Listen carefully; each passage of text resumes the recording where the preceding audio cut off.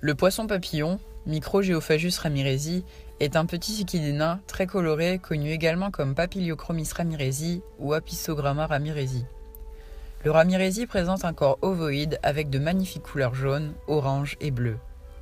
Le ramirezi vit à la fois dans les eaux cristallines de cours d'eau lents avec une épaisse végétation et un sol boueux que dans les zones littorales envahissant des lacs chauds à eau trouble.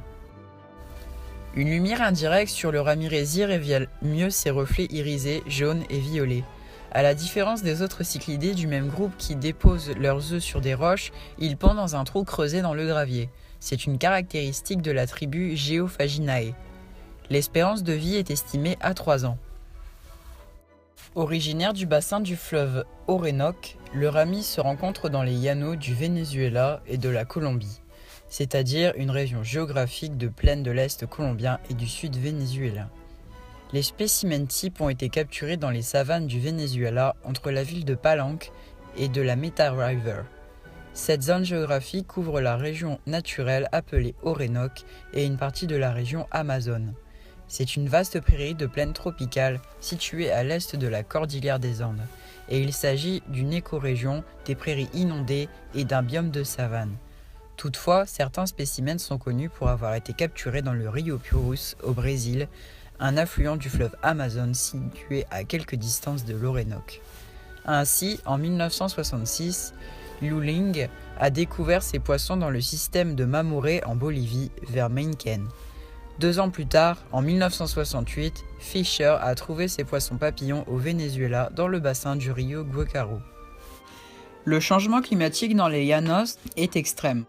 Pendant la saison des pluies de mai à octobre, une partie des llanos peuvent être inondées jusqu'à 1 mètre de hauteur. Cela transforme les forêts et les prairies en une zone humide temporaire, comparable au pantanal du centre de l'Amérique du Sud. Cette inondation crée également un biotope unique pour sa faune.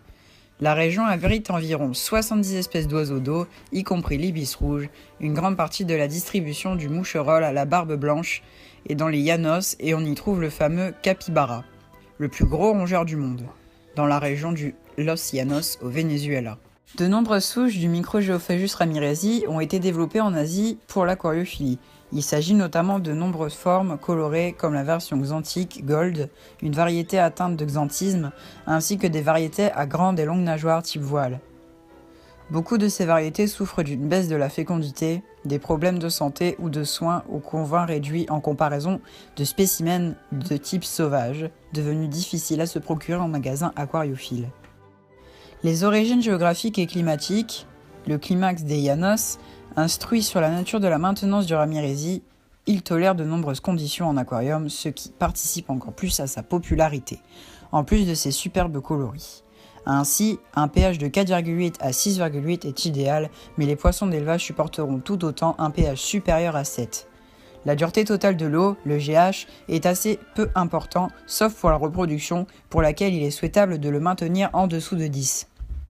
Dans la nature, les fameux llanos qui constituent l'habitat original du ramirezi, l'eau est chaude de 25,5 degrés Celsius en hiver à 29,5 degrés Celsius en été. Des pointes à 32 sont communes en certains étés particulièrement chauds. La température de maintenance de ce poisson se situe donc plus à 26-27 degrés jusqu'à 23 à 24. Attention, il est assez sensible au changement de la composition physico-chimique de l'eau.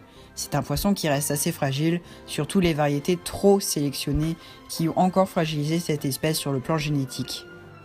De nature calme, le ramirezi peut cohabiter avec de nombreuses autres espèces telles que d'autres cyclidés ou des bancs de characidés et des petits poissons de fond comme les corydoras. La cohabitation avec des crevettes est toujours problématique car les deux types d'animaux exploitent la même zone d'aquarium et les trop petites crevettes serviront de nourriture au ramirezi adulte. N'espérez pas obtenir de spécimens adultes de crevettes type red cherry avec des poissons si le volume de votre aquarium est trop petit. Les larves de crevettes sont irrémédiablement mangées par les poissons. Attention aux associations avec des espèces trop actives ou trop agressives. Les ramirezi ont alors tendance à disparaître dans le décor et finissent par dépérir assez vite. Le ramirezi est omnivore et mange des artémias, vers de vase, crevettes finement hachées, de nombreuses sources de protéines animales et l'idéal est de pratiquer des distributions de nourriture vivante avec des cyclopes, puces d'eau, larves de moustiques, mais aussi des paillettes et petits granulés. Les nourritures lyophilisées, même si elles sont acceptées, ne devraient pas être la source principale d'alimentation. Il faut préférer de la nourriture congelée ou mieux vivante. La nourriture vivante reste le meilleur moyen de déclencher des reproductions. C'est une condition préalable pour réussir à multiplier le ramirezi. Le dimorphisme sexuel entre mâle, ramirezi et femelle est assez facile à observer car le mâle offre des couleurs bien plus vives et des nageoires anales et dorsales effilées en pointe. Finalement, le mâle a le deuxième rayon de la nageoire dorsale antérieure bien plus long et noir que les autres. La femelle a fréquemment le ventre légèrement rosé.